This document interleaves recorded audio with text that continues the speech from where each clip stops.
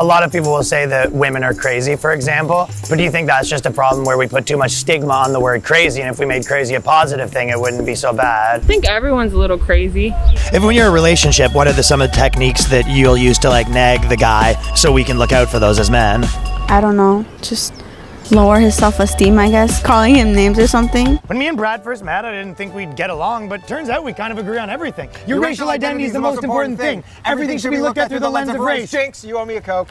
We both have a lot of opinions about people of color, even though we barely know any. I say colored people, but as long as we're classifying them, we both think minorities are a united group who think the same and act the same. Monday morning, I woke up to the news that I'm being let go from my position at Vice magazine. And this comes after years of dedicating my life to writing articles like A Woman's Guide to Tucking in Your Dick. Yes, there are trans animals. Why some men choose to remove their penis. The Kim-oji app doesn't work for Grindr. And a modest take on why men terrorize women with poop. So my nephew, we're pretty sure that he's trans because he's always like crying and stuff like that. What age is it okay to start transitioning? Wouldn't you just ask him? Well, he can't speak yet. Right now, he's only a week and a half old. You should wait and ask him.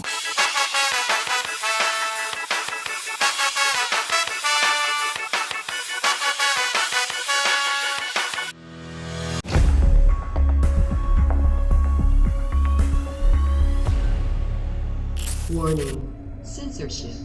Warning, censorship. This week, I spoke to Ryan Long, an amazing comedian and sketch artist who's become extremely popular for making fun of the left, the right, and social justice viewpoints, frankly.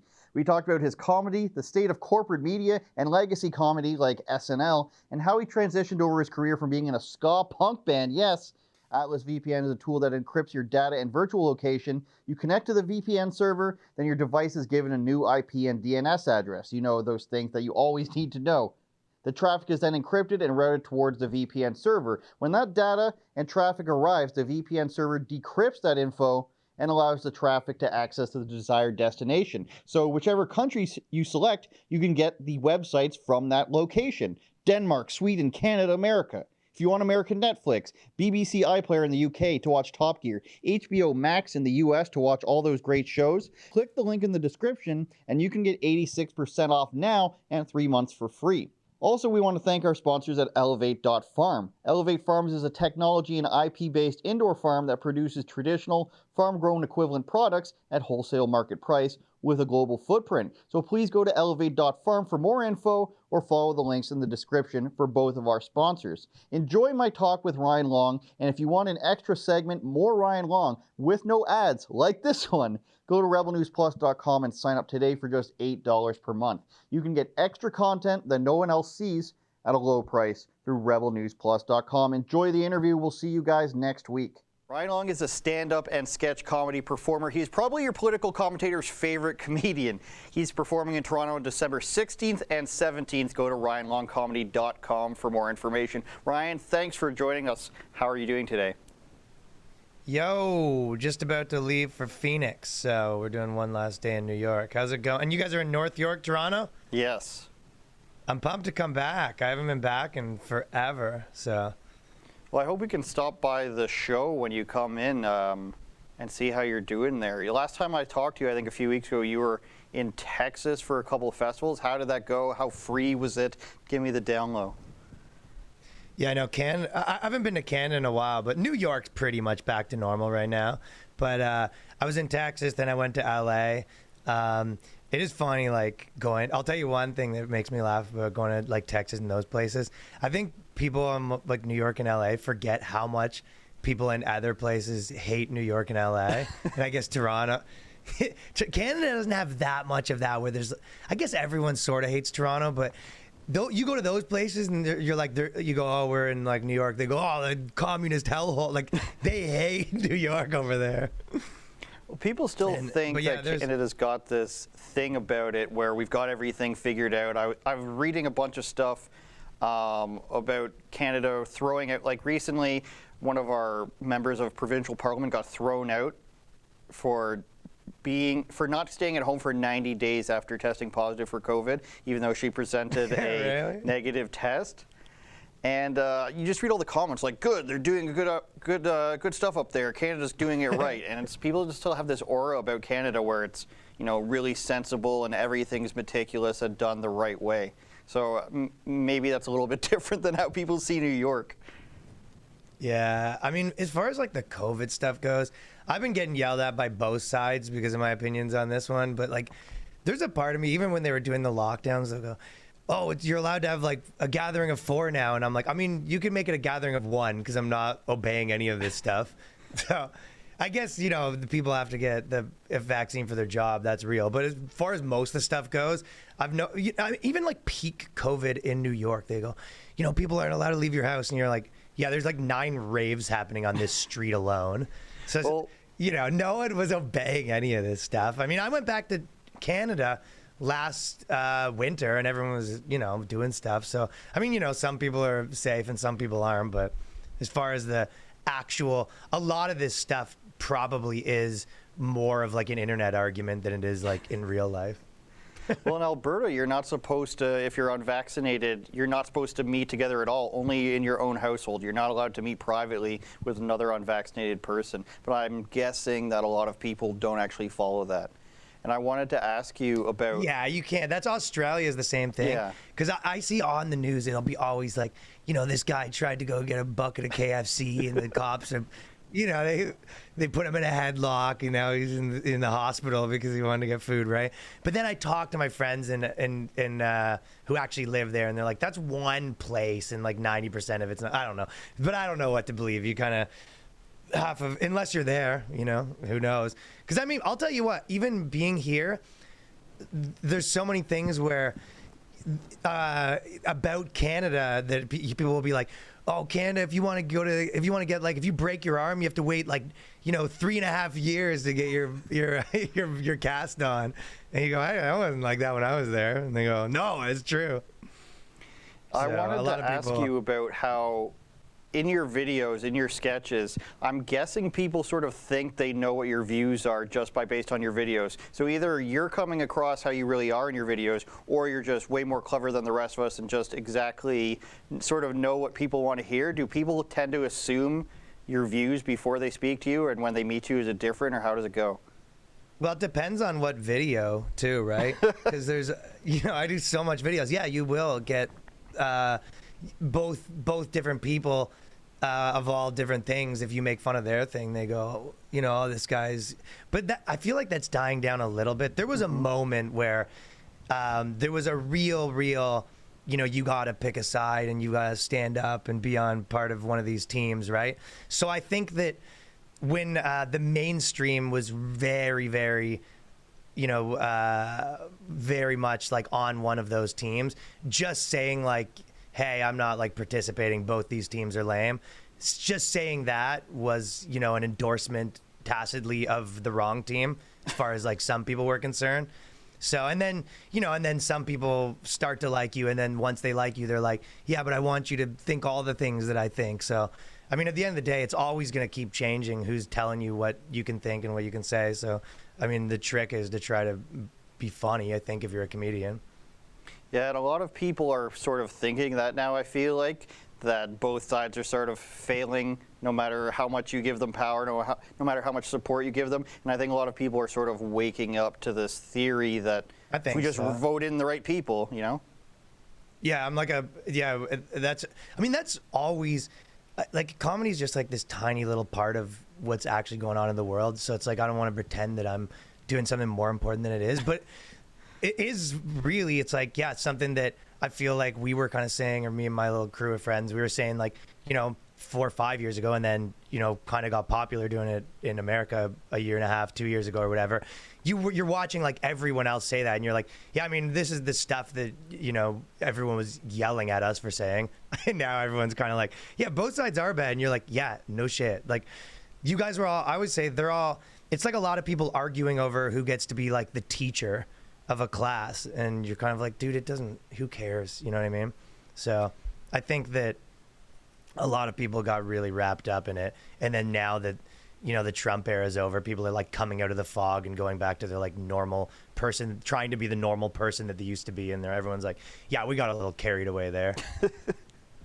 I want to ask you, what kind of inspiration are you drawing from your sketches? Are you and the guys just in the writing room all day? Are we watching the CNN and the Foxes to get our, talking points that you want to make fun of?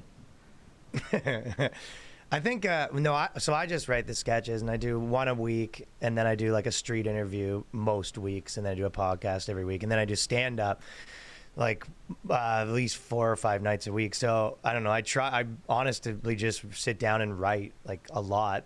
So a lot of times I'll get something in my head and then I can't get it out. So I just did another right left one that was making me laugh. I did like a sponsor thing because if you look at the left-wing sponsors, it'll all be these like tiny podcasts, and it'll be like, hey, brought to you by Netflix Studios, and it'll be kind of like the Communist Hour, brought to you by Amazon, and they have these huge, it's like there's these huge, super, essentially like communist streamers that are, making these enormous deals with like ad deals with Microsoft or whatever. And then the right-wing people, it's like these enormous podcasts that have, 1 million listeners, and they're just like selling like bunker vitamins and like Patriot water. And it's just water for people who love America. And coffee too. Always. It's America First coffee. And then that was the Black Rifle thing too. I remember we were doing, then the coffee company, they'll denounce some of the people, and they have to be like, I just want to say that Patriot Water does not, in fact, support free speech. You should burn your Patriot shoes. So I don't know.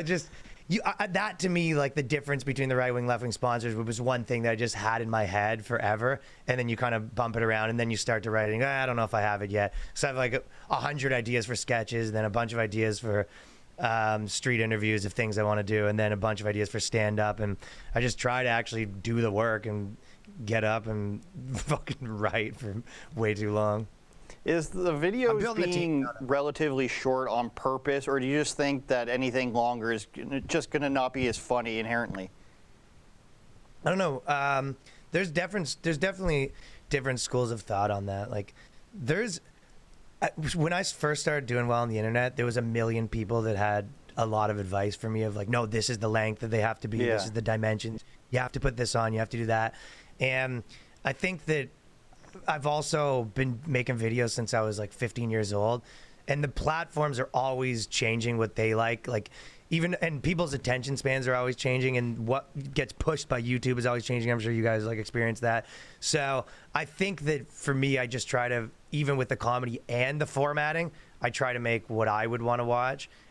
So if it feels long to me, then I keep it short. And if it feels short to me, then I'm like, maybe this one, we didn't go deep enough into it. So I try to stick with my own sensibilities, because I feel like with most things, if you leave your own sensibilities, then you're just kind of like grasping at straws. Yeah, for a long time it was, you got to get to that 10-minute mark so you can put more commercials in it. That's what everybody said. First of all, Andrew, your videos need to be 10 minutes long so you can monetize it more. That's what I used to hear all the time from the network channel people, whatever they were called. I wanted to ask. And then YouTube started pushing shorts. Yeah, exactly. like recently they've been like, if it's under a minute, we'll push it extra hard. Yeah, I find that on my own channel too. Everything else shadow banned. You put it under 30 seconds, we're going to get you some views. What was I going to say? You talk about getting hate from both sides. Is there anybody surprising that reached out to you, whether positively or negatively, that you wouldn't have expected? Yeah, the negative ones, I try not to talk about them too publicly, because a part of me is like, it's giving it more. A few times on my podcast, I'll get into feuds with people or whatever. But for the most part, if it's something that I just try to ignore it. But as far as people reaching out, tons of people. There's there's a lot of big Hollywood people that'll send DMs being like, just so you know, you're saving all these crazy things, right? So that's kind of cool. I want to take a deep dive with you into your past, having looked through your YouTube channel before. You know what? Sorry to interrupt you again. You know what's an interesting one? Is a lot of big musicians will be like, hey, love your stuff, but I feel like if I post it, I'll get in trouble from the music community. That I get that a lot, because a lot of punk dudes and metal guys like this, but they're like, oh, our community doesn't, like when we have nuanced opinions. Rage Against the Machine, I'm guessing. No. Yeah. Tom Morello's low-key a huge fan. Lars in your DMs. Whoa, man, I really like what you're doing. The band you were in, speaking of bands, Ryan Long, the Johnstones. Now, if I'm not correct, you guys are from this area. You had the wild hair. You're often almost nude. And I wanted to ask, how did this transition into the Ryan Long of today? You had the B-boy stuff, Twilight videos. I even saw one with Russell Oliver. And then the funniest thing, I think, and we'll play this after over the top, is the purposely bad cover of Oasis on a talk show. Oh my God, that's one of the funniest things I've ever seen. That's a deep cut. That's like 15 years ago. Yeah.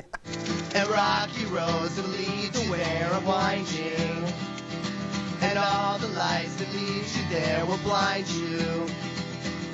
There's a lot of things that I would like for you to know, should you know them too. But how, did this like evolve into what it is now? Because you see a lot of the same, a little bit, you know. Yeah.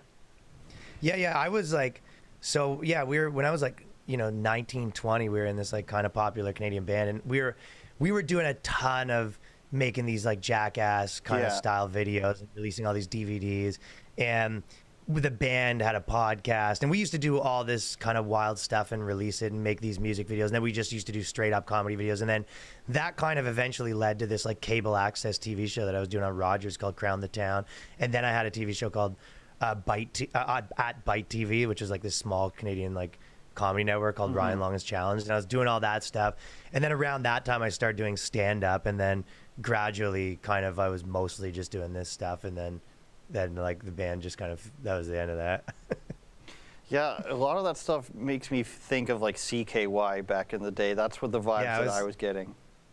I loved that stuff. I mean, I really was, the first thing, like I wasn't into comedians. I really was into that, like messing with people on the street stuff, whether that be like, Jamie Kennedy, Tom Green was like the hugest for, I think, a lot of people in my generation. And then Jackass, like Ali G show. Like I was just, whatever, like, even though it sounds dorky to say, but like I felt like I was kind of like a student of that stuff. Like I would watch everything. I was trying to learn all the tricks, and I was just so huge into that stuff. It was like my favorite thing. So then, I was doing that in the TV shows, and then I was doing sketches at the Hard Times and CBC. I did this like show called Trontopian, and then I kind of, when I moved here, I was just said, okay, I'm gonna do all the stuff I've been doing for the last 10 years, kind of on my own channel, and it kind of was like well received in America.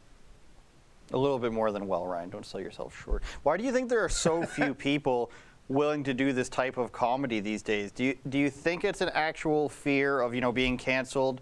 I've seen some news channels try to do it. Daily Caller is one who tried to inject like sketches into their YouTube feed. It didn't really work as far as I could see. Why do you think people are actually still afraid to offend? I mean, I always like that.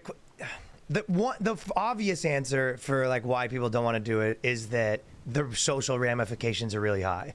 So especially if you're a network or whatever, it's these people don't want to be getting in trouble. They don't want to be getting letters right now. And the same as there's always going to be someone that is in charge of what you can and can't say. And I think the social ramifications of that are very, very high. But the second part of it is, not everyone is kind of this like troublemaker personality, right? So I don't know if, I think that some people, they definitely don't. Like, I mean, I know a lot of people that they're like, oh, I want to kind of make that stuff, but I'm afraid for the thing. And I'm like, I promise you don't. I know these personalities, and you don't want a bunch of people yelling at you on the internet. It's like uncomfortable, and it's not like for everyone to be kind of constantly like trying to push buttons. Like I think that's a certain type of personality, and right now I think it's the way the instinct of how to sort of be pushing those like energy pockets is generally like thought, so it's like kind of in the thought realm, but it always changes. I mean, there's always going to be like deconstructionist comedy at some point was pushing boundaries. Making fun of the church at some point was pushing boundaries. And I think that not everyone's that person. So I think the best people that are the best at what they do are able to like kind of pair their personality with what also is like connecting with people to find like, something that they find funny and they actually suits like what they actually think, as opposed to, there probably is people right now that are like, oh, let me try to be, subversive just for the sake of it, but maybe it doesn't even really suit them. As my brother would say, some people take the nice clean highway, other people take the dirt road. What do you think is the logical progression past like political correctness and cancel culture? There's so many comedians, actors, actresses saying we need to stop cancel culture. Nothing has really changed. I think to a degree, like you said, after Trump, people have stopped caring as much a little bit. But what do you think the natural progression is in the next couple of years? Yeah, so my prediction, like when I was about I would say about this 3 or 4 years ago, I felt like I was already moving away from this stuff, and I was kind of more talking about men and women and race, and in a like not in relation to, you know, the culture stuff, right? I think in COVID it kind of bubbled back up and took it back about 2 years. So I feel like now we're kind of back to where we were 3 years ago in a lot of ways. But in my opinion, what I don't see this. I see it more as the mainstream is sort of gonna keep doing what it's gonna do, and the counterculture and like I think is growing. I mean, there's so many people that are kind of doing their own thing outside of these kind of machines, and I think that like decentralization of art and decentralization of comedy and music probably continues to happen, and it's happened always. I mean, if you look at forever ago, there was, you know, all these labels kind of missed rap and everything like that. And then, you know, there's a lot of rappers that are billionaires now because of that. So I think that the stakes are still pretty high for places to take big chances on anything that's going to cause, you know, real repercussions. And you keep seeing them do it, whereas like a lot of places will be like, oh, we'll take a chance on this guy. And then it's like, oh, well, here's some tweets, he's fired. And then all of a sudden, you know, the amount of money and press so I think the ramifications they're kind of stuck in a rock and a hard place. So I kind of think it is like the mainstream is like falling apart a little bit. You know, places, the big comedy networks, they're unable to star make. They're not having big hits. So I think that it could be a positive or a negative depending on how you look at it. In a lot of ways, it's a positive because there's a lot of people that were able to sort of like create their own thing, and everyone's like making money and you know, having their little pockets of energy that the industry doesn't control. And then on top of that, because the industry is not getting involved too soon, people actually have the right amount of time to marinate and kind of create their movements without getting big buckets of money thrown at them that are rooting what they were doing. So it could be, a lot of people say it's like bad for comedy, but you know, it's bad for mainstream comedy. Like it's bad for probably what's on TV, and maybe it's bad for the comedy that's being made in movies, but it's like right now, it's like you might not see metal on the radio, but if you're into metal, there's a lot of good metal. So I think there's lots of stuff if you actually, that it could be better for art if you're actually into it, that it's decentralized and artists have like more power rather than less. Well, I think that what you're talking about is what happened to, what's the comedian's name who got kicked off of SNL in his first week? Shane? Yeah, Shane Gillis. And he talks about now how they looked at all his stuff and they're like, no, don't worry, we like how edgy you are. And then the first week, like everybody knows, he got fired for a podcast. So I think it is a good idea. Podcast is how you get fired. Podcast is the #1 way to get fired. If you want to get fired from your job, start a podcast. Not good news for me then. Yeah, no, but I don't know. Yeah, exactly. But at the same time, like he's doing well. It's like, you have to remember, like those jobs, it's like people's brains are still stuck in like, oh, I want to be on SNL. It's like, dude, I don't want to drive to Midtown Manhattan to like work some like job. It's like, dude, we're like touring around selling out places, and I'm running my little company and making videos, and we're doing really well. And it's maybe more stressful, but I like running my own thing anyway. I think better. And also I'm in my 30s. Like that's a better 25-year-old job. So I think, but to me, I didn't move to America to be like, oh, let me try to get like an industry job. I kind of moved here because I was like, oh, I could do my own thing here and actually make it work. So I kind of thought that was cooler. Like if I was getting offers about that, I'd be like stressful because I'm like, oh, like especially if someone offered you like a ton of money, you're just like, ugh, do I have to take this fucking job? Well, that's what I want to ask you. Like is there a Ryan Long talk show coming up? Are we ever going to see you attached to a big network? I don't know, man. I think that everything changes, but doing like wild stuff is like a young person's game.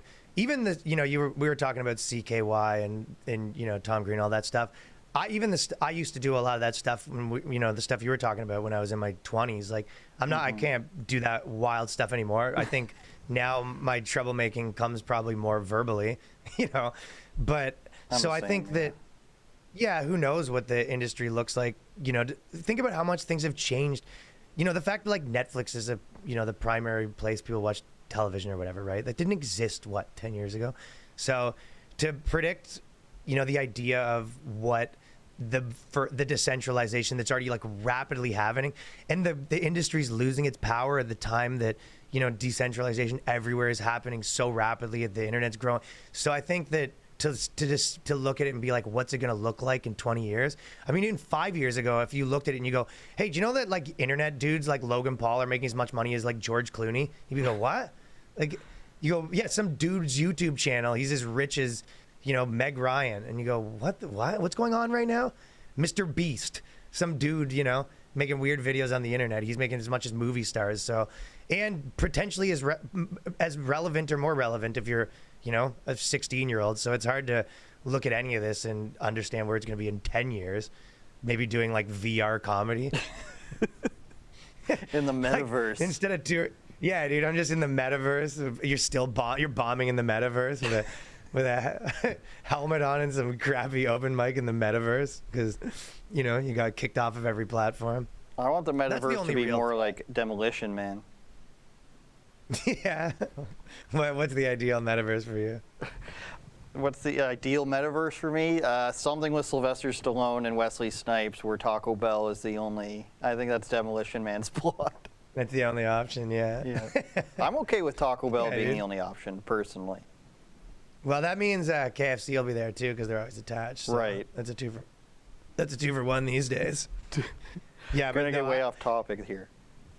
The metaverse stuff, but it is true. It's there's put it this way. I don't think that if you could say that every comedian kind of have to have their own little radio show. It's just like kind of what the situation is now. I remember my buddy was like, "Yeah, I'm starting a podcast. I guess everyone has one." And you're like the way he was saying it was kind of like that, right? And I was like, "Yeah, you're right. That's correct. Everyone has one. That's like part of the deal. If you want to be a comedian, that does, unless you get lucky and booked some huge role for whatever reason on some series, and you just get like gifted a like sweet gig for the next 5 years, you're like, yeah, you're right. You do have to have a podcast. That's kind of like how this works now. You have to have, the days of like the tortured artist that you're just like, I don't even want to make stuff. I guess I just, whatever. I'm just this super talent. It's very hard to act like you don't care and be the apathetic artist when you also have to have employees. It'd be like posting on a schedule and show up, have a podcast and book guests and, promote your tours properly and actually run a proper business. So it forces everyone to just admit, like, yeah, no, we are trying hard. Like, there's no way to do this without trying. So you can't be like, I don't know, man. I just get up on stage and say stuff. It's like, no, you kind of have to do this. So, not to say that you couldn't get popular without a podcast, but it's definitely a big component of if you're a fan of someone, you're like, yeah, I want to go listen to what they have to say in a long form, and are they actually funny in that format? I feel like there is a lot of us who've been traveling on this path silently, because a lot of the stuff you say is exactly what my life has been like up until working here, and I recognize that in a lot of the other people that I interview too, whether it's like Elijah from Slightly Offensive, for example, or maybe somebody younger than me, like a guy named like John Doyle. It's just sort of starting on your own, doing your own thing, and then hoping you build enough momentum and viewership to actually get somewhere. And I think the ultimate goal is to be where you are, where it's completely independent, and then you can make a video about whatever you want, because there's always the person in your ear when you're at some big network. Yeah, and they move very slow too. I mean, obviously the actual threat is the being removed from YouTube and stuff like that. But dude, when I was doing videos at the CBC, we would do a video, and I would I would do these 8 scripts, and you kind of give them the scripts and stuff like that. And this is other places too, not just there. But I've been making videos forever, right? So you'd give them these scripts, and sometimes the notes would take like 2-3 months. By the time you're shooting it, I remember editing a video, and then by the time we got all the notes, it was like a month and a half later, and then watching the video, and I'm like, it feels slow now because this is just, maybe I'm like being crazy, but in my mind, that month and a half like the internet sped up, and I think that was the era where everyone was starting to do crash zooms way more and stuff like that. And I really felt like in the couple months that we had people giving notes on the edits, by the time I got those notes back, that the video felt slow because the like pace of the internet at that moment felt weird. The same way that, you know, you can't talk about current things and then 3 months later you kind of hear that bit and you go, this just doesn't feel on the pulse anymore. So I think that being able to move very quickly. So I have like a little team of employees that I kind of, you know, we meet on Monday and we figure out what we're doing. And then we're like, okay, what are we shooting this week? Who's doing the podcast? And we have a schedule, and I just run the little business and try to keep your head down and not get too caught up doing the wrong things. It's your own SNL, essentially. Like, yeah, I mean, you know, obviously it's still a legacy program, but even when you think of that, it's like people talk about these shows with such reverence. It's, you know, it's like in Canada, what's like the Royal Canadian Air Force? That's the show, right? Yeah, or This Hour is 22 Minutes. Like, yeah. I don't think people have that reverence for those shows. Like, you wouldn't be like, oh man, This Hour is 22 Minutes. But SNL, you're like, yeah, it's just some old sketch show for, you know, for whatever, for 55-year-old ladies that live on the Upper West Side to watch. And you go, and everyone's like, they're the gold standard because they used to be good. It's like, yeah, they have the odd sketch that's fine, but it's like, why are they this like gold standard? Like, I would never, when I'm looking at people online and being like, whose jokes, who's at the forefront of this, whose sketches, I go, you know, they're this legacy thing that still exists, and they're like a money machine, so it's not going to close down. But I'm not looking at them to be like, oh, am I beating them? I'm like looking at them to be like, if I'm doing the same thing as them, like, oh, am I making comedy for like 50-year-old fucking ladies? I think you like, might. That's how I see it. Yeah. I don't know. So I just don't have the reverence for those. So I don't really see them as like direct competition. I see that as just like a different thing. It's kind of like looking at the Foo Fighters. Like, if you look at a new band, you're not kind of like, well, are they as good as the Foo Fighters? Like, it's all, why is everything being compared to the Foo Fighters? They're not, right? But in comedy, everyone always talks about SNL like it. Like, I don't even think of it until people message you and be like, oh, SNL did some version of a sketch you did a year and a half ago. You know what I mean? That's like the only time you kind of even like think about them. I'm not watching that program. Who's watching that? Most of the stuff now, like SNL or even CNN, is based on stupid stuff they put out, and people want to comment on that. Maybe that's the new target for these programs. Let's make something so ridiculous or unfunny and obscene. That way it's going to get picked up from all these, you know, baiting right-wingers, I guess. That's my metaverse. No, you are right. There is some of this stuff. It's this sort of what the advertising companies do, where they're just like, hey, like, your favorite toy is gay now, right? What do you think of that? Like, it's just like, F you, conservative. I think that's a sketch right there. That is what they do. That is like legitimately. I did do kind of an advertising sketch that was kind of similar to that, but not with the toys. But it is. There is to some degree. That is the same way that it's like this loop of people getting pressed by trying to make people mad, and they'll be like, the right's triggered, and then the right will be like, you're triggered, and then everyone's calling everyone triggered, and I guess their product gets more clicks, but I don't think it's the right kind of clicks, because I've even known people in advertising. It's kind of like, do you know, a lot of businesses become convoluted when lawyers get too involved, and I don't know if it necessarily makes like it more efficient or just the lawyers make a lot of money. There's kind of that in advertising where they hire these like 20-year-old ad firms, and they're like, hey, we need to do these, you know, kind of progressive ad campaigns that kind of just, you know, get dunked on, but they also, you know, cause a stir. And then they go, look, your video has 3 million views. Yes, it made these bad people mad, but all the good people will buy your product. And I go, I don't think any of this has I think it's just for ad companies to be able to go and be like, look how we performed. Look at their metrics. But I don't think it did anything. Advertisement people just love patting themselves on the back for like a campaign that got a lot of views. So then they can go fleece their next company for, it's gonna be $1 million. We go, look at how many clicks we got on our ad about how, you know, Little Mermaid's trans.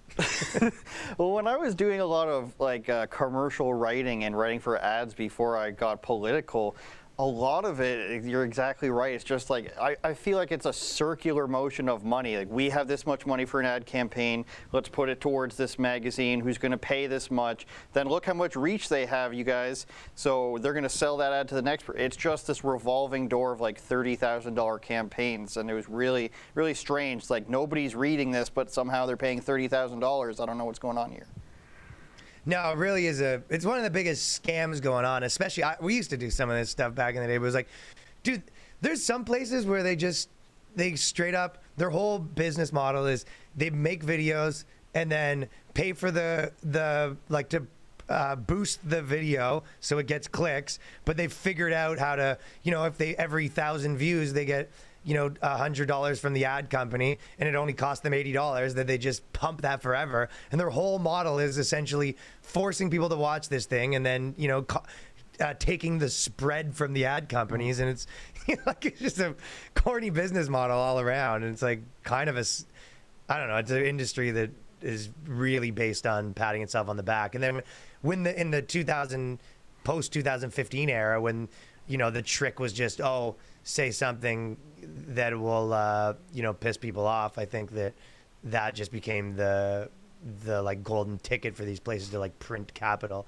And if you're on the right side of it, it's like, who cares if you piss people off, I guess.